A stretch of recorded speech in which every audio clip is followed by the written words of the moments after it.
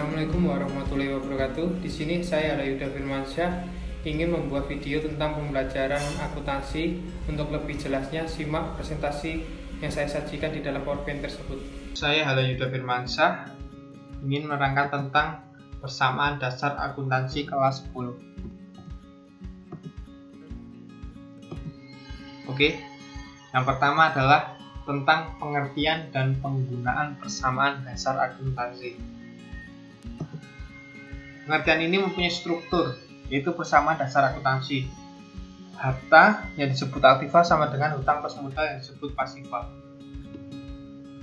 Oke, yang pertama adalah persamaan dasar akuntansi. Persamaan dasar akuntansi adalah suatu persamaan yang menggambarkan posisi aktiva, hutang, dan ekuitas yang diakibatkan adanya transaksi yang terjadi pada perusahaan tersebut.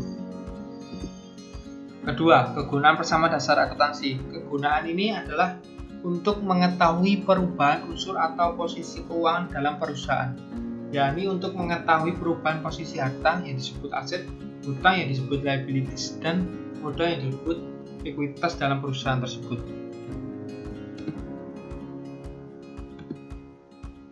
Selanjutnya adalah unsur-unsur persamaan dasar akuntansi.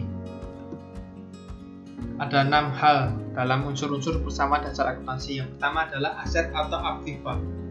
Aset atau aktiva adalah sumber daya yang dikuasai oleh perusahaan sebagai akibat dari peristiwa masa lalu. Dan di masa depan manfaat ekonomi ini dari sumber diharapkan akan diperoleh perusahaan tersebut. Dan yang kedua, liabilitas atau kewajiban, atau juga yang disebut dengan hutang. Liabilitas ini adalah tanggung jawab perusahaan pada saat ini yang timbul dari peristiwa masa lalu, yang penyelesaiannya diperkirakan akan membutuhkan sumber daya perusahaan tersebut. Yang ketiga adalah ekuitas atau modal. Ekuitas atau modal adalah sisa kepentingan dalam aktiva suatu perusahaan setelah dikurangi kewajibannya. Yang keempat, pendapatan. Pendapatan adalah aliran masuk atas aktiva atau penurunan kewajiban perusahaan sebagai akibat dari aktivitas penjualan atau pembuatan barang, jasa, atau aktivitas lain yang merupakan kegiatan utama perusahaan yang dilakukan secara terus-menerus. Yang kelima adalah beban. Beban adalah arus keluar atas aktiva atau peningkatan kewajiban karena adanya penyerahan atau pembuatan hutang, jasa, atau melakukan aktivitas lain yang merupakan kegiatan utama perusahaan yang dilakukan secara terus-menerus. Dan yang terakhir adalah pref. Pref adalah pengembalian aset atau kas perusahaan oleh pemilik untuk kepentingan pribadinya.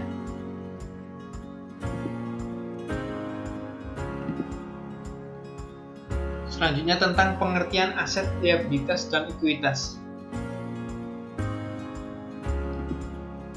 Aset atau aktiva.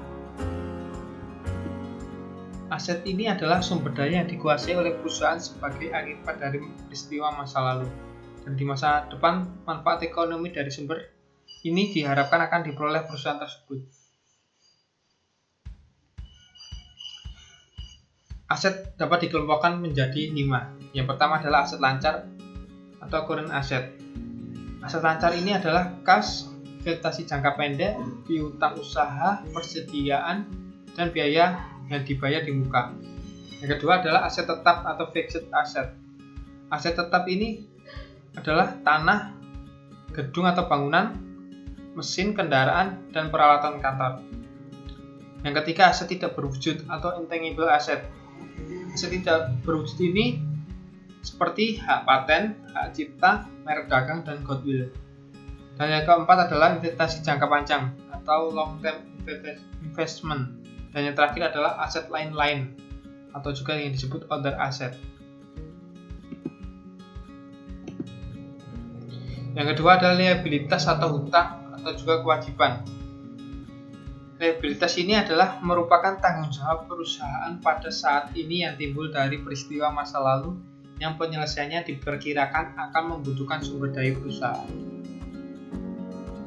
Liabilitas diklasifikasikan menjadi 2, yaitu yang pertama liabilitas jangka pendek dan juga short term liability, dan yang kedua adalah liabilitas jangka panjang yang disebut long term liability.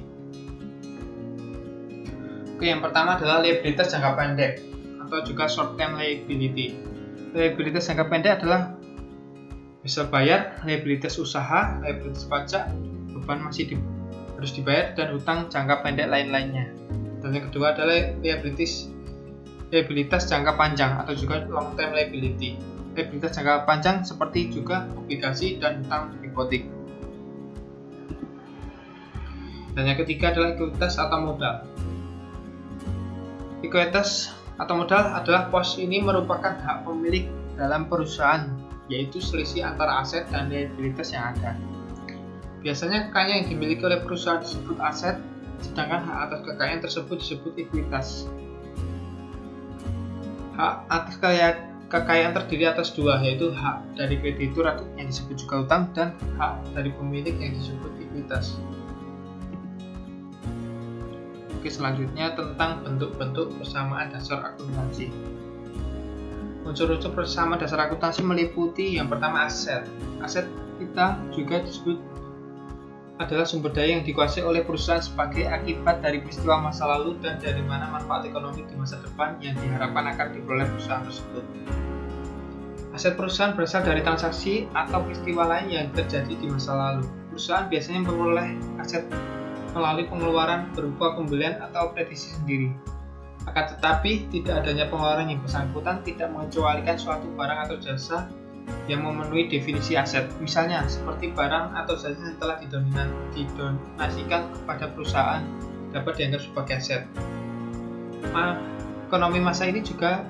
Ekonomi masa depan juga mempunyai manfaat yang terwujud dalam aset, adalah seperti potensi dari aset tersebut untuk memberikan sumbangan, baik langsung maupun tidak langsung, dalam bentuk arus kas dan setara kas kepada perusahaan, dan mempunyai potensi yaitu tersebut dapat berbentuk suatu produk yang produktif dan merupakan bagian dari aktivitas operasional perusahaan. Yang kedua adalah liabilitas. Liabilitas adalah kewajiban perusahaan masa kini yang timbul dari peristiwa masa lalu. Penyelesaiannya diharapkan mengakibatkan arus keluar dari sumber daya perusahaan yang mengandung manfaat ekonomi. Liabilitas ini timbul dari transaksi atau peristiwa masa lalu. Jadi, misalnya pembelian barang atau penggunaan jasa menimbulkan hutang usaha, kecuali jika dibayar di muka atau pada saat penyerahan atau penerimaan pinjaman bank yang menimbulkan liabilitas untuk membayar kembali pinjaman tersebut. Penyelesaian liabilitas ini adalah kewajiban masa kini. Selain pembebasan dari kreditur, biasanya melibatkan perusahaan untuk mengorbankan sumber daya yang memiliki manfaat masa depan untuk memenuhi tuntutan pihak lain. Penyelesaian kewajiban ini sekarang dapat dilakukan dengan berbagai cara, misalnya yang pertama dengan pembayaran kas, yang kedua penyerahan aset lain, yang ketiga pemberian jasa, yang keempat penggantian kewajiban tersebut dengan kewajiban lain, dan yang terakhir adalah konversi kewajiban menjadi ekuitas. Yang ketiga adalah ekuitas. Ekuitas adalah hak residual atas aset perusahaan setelah dikurangi semua liabilitas. Jumlah ekuitas yang ditampilkan dalam laporan posisi keuangan tergantung pada pengukuran aset dan liabilitas. Biasanya hanya karena faktor kebetulan jumlah ekuitas agregat sama dengan jumlah nilai pasar keseluruhan atau jual yang disebut aggregate market value dari saham perusahaan tersebut. Oke. Selanjutnya bentuk persamaan dasar akuntansi. Ini ada struktur bentuk persamaan dasar akuntansi. Dibagi menjadi 3 bentuk, antara lain harta sama dengan modal, yang kedua harta sama dengan utang plus modal, dan yang ketiga adalah harta sama dengan utang plus modal plus pendapatan dikurangi beban. Oke, selanjutnya membuat bagan persamaan dasar akuntansi. Membuat bagan persamaan dasar akuntansi harus disesuaikan dengan kebutuhan sesuai dengan transaksi yang terjadi. Berikut ini adalah contoh bagan persamaan dasar akuntansi. Oke, ini adalah bagan persamaan dasar akuntansi. Yang pertama aset sama dengan liabilitas plus ekuitas, dan yang kedua adalah transaksi yang seperti kas, piutang, perlengkapan, peralatan yang sama dengan liabilitas plus ekuitas.